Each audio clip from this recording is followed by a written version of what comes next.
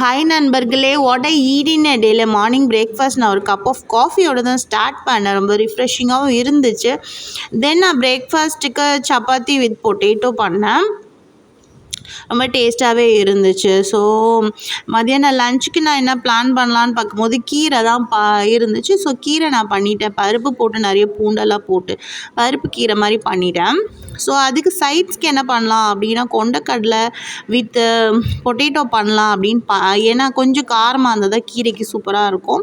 தென் அதில் 2 கோவக்காவையும் அரிஞ்சு போட்டுட்டேன்.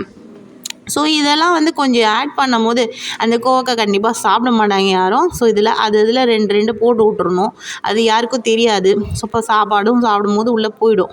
ஸோ ஆப்வியஸாக வத்தல் இல்லாமல் முடியாது லஞ்சு. ஸோ அந்த வத்தலோடு இன்றைக்கி லஞ்சு நான் சிறப்பாக முடிச்சுட்டு நைட்டு டின்னருக்கு என்ன பிளான் பண்ணலாம் அப்படின்னா எனக்கு எதுவும் சாப்பிட்ற மாதிரி ஒன்றும் இது பண்ணல. ஏன்னா எனக்கு மதியம் லஞ்சு ஃபில்லிங்காக இருந்துச்சு. ஸோ நான் வந்து ஒரு எக் ஆம்லேட் தான் எடுத்துக்கிட்டேன்.